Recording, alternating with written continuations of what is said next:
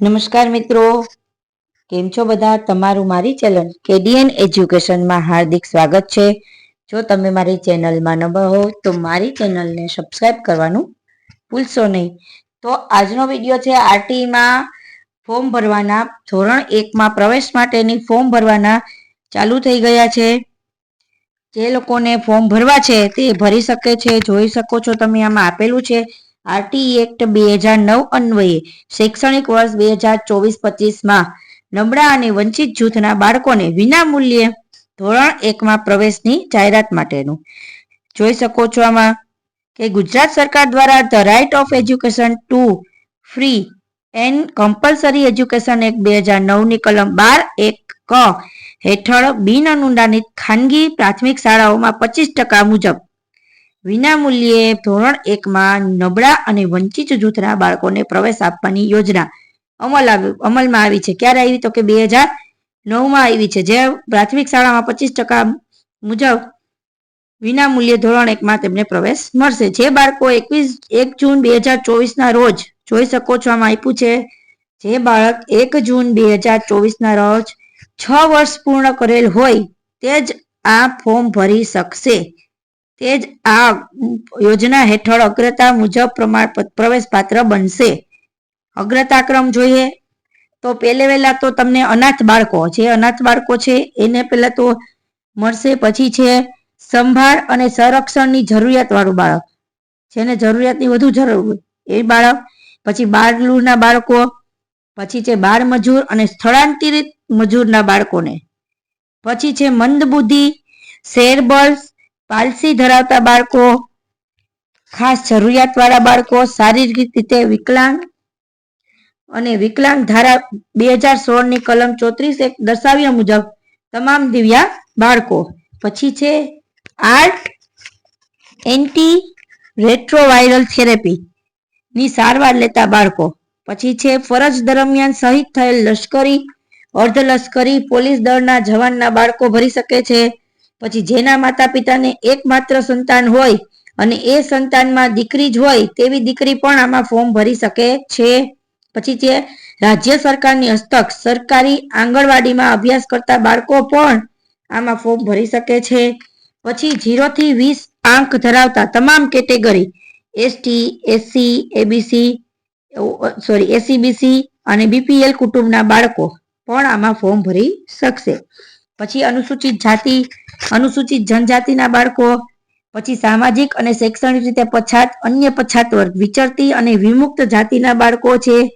પછી સદર કેટેગરીમાં વિચરતી અને વિમુક્ત જાતિના બાળકો પણ પ્રવેશમાં પ્રથમ અગ્રતા આપવાની રહેશે. જનરલ કેટેગરી અને બિન અનામત વર્ગના બાળકોને પણ કરી શકશો, ફોર્મ ભરી શકશો. જોઈ શકો છો આમાં અગ્રતાક્રમ 8, 9, 11, 12, 13 આમાં આવતા બાળકો ગ્રામ્ય વિસ્તારમાં વાર્ષિક ₹1,20,000 અને શહેરી વિસ્તારમાં ₹1,50,000ની આવક મર્યાદામાં લાગુ પડશે. એટલે એના પિતાની આવક છે તે આટલી હોવી હોય તો જ ફોર્મ લાગુ પડશે. પ્રવેશ માટે કેટેગરીની અગ્રતા, આવકની અગ્રતા, વાલીને પસંદ કરેલ શાળાની અગ્રતા વગેરેને ધ્યાનમાં લેવામાં આવશે. પ્રવેશ મેળવવા માટે બાળકના વાલીએ આ વેબસાઇટ આપેલી છે તેમાં તેમને ફોર્મ ભરવાનું છે.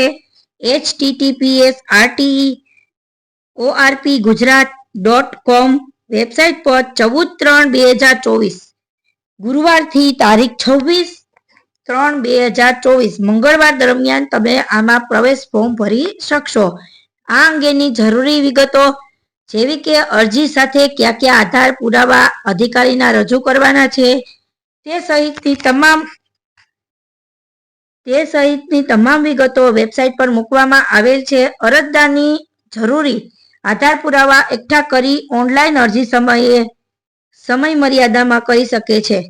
તે માટે પ્રવેશની જાહેરાત અને ઓનલાઈન અરજી કરવાની તારીખ વચ્ચે જરૂરી સમયગાળો રાખવામાં આવેલ છે. એટલે એ પ્રમાણે તમારે જે છે સમય મર્યાદા પ્રમાણે જે આધારના પુરાવો છે તે તમારે ભેગા કરી લેવાના છે.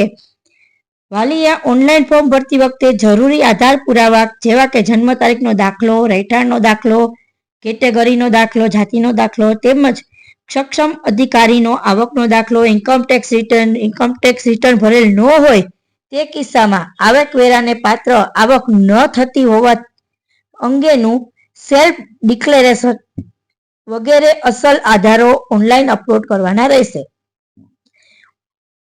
ઓનલાઈન ફોર્મની પ્રિન્ટ વાલીએ પોતાની પાસે રાખવાની રહેશે. ઓનલાઈન ફોર્મ ભરેલ ક્યાંય પણ જમા કરવાનું રહેશે નહીં. જોઈ શકો છો પ્રિન્ટ છે તે તમારે ભરેલી છે ફોર્મની એ તમારે રાખવાની છે. હવે જોઈશું આપણે આરટી એક્ટ 2000 હેઠળ પ્રવેશ પ્રક્રિયા માટેની સંભવિત કાર્યક્રમ.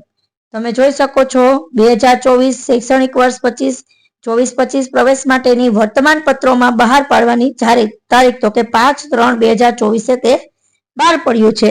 પછી ફોર્મ ભરવા જરૂરી ડોક્યુમેન્ટ એકઠા કરવા માટે વાલીઓએ આપવાના થતા દિવસો તો કે 9 દિવસ આપવામાં આવેલ છે. 5/3/2024 થી 13/3/2024. પછી છે ઓનલાઈન ફોર્મ ભરતી વખતે આપવાના થતા દિવસ તો કે એના દિવસનો સમયગાળો છે 13. એ પણ તારીખ આપી છે 14/3 થી 26/3 દરમિયાન. પછી જિલ્લા કક્ષાએ ઓનલાઈન ફોર્મની ચકાસણી કરી એપ્રુવ અને રિજેક્ટ કરવાનો સમયગાળો. જે તમે જિલ્લા કક્ષાએ ફોર્મ કર્યું હશે તે એપ્રુવ અને રિજેક્ટ કરવાનો સમયગાળો જોઈશું તો એમાં પણ 15 દિવસ આપેલા છે. એની તારીખ છે 14/3/2024 થી 28/4/2024 સુધી છે.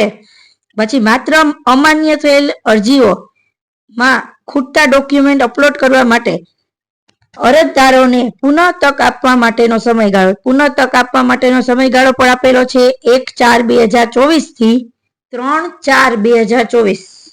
જોઈ શકો છો. પછી માત્ર અમાન્ય થયેલ ઓનલાઈન અરજીઓ પૈકી પુનઃ ડોક્યુમેન્ટ અપલોડ થયેલ ઓનલાઈન ફોર્મ જિલ્લા કક્ષાએ ચકાસણી કરવાનો સમયગાળો તો કે એ દિવસ છે 4 દિવસ આપેલા છે. એમાં 1/4/2024 થી 4/4/2024.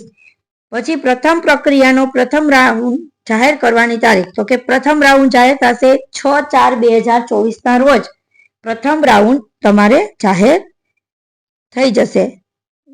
તો મિત્રો તમને મારો જો આ વિડીયો ગમ્યો હોય તો મારી ચેનલને લાઈક કરજો, શેર કરજો અને સબસ્ક્રાઇબ જરૂરથી કરજો. અને તારીખ તમે જોઈ લેજો. એ તારીખ સુધીમાં તમારે ફોર્મ ભરી આપવાનું છે.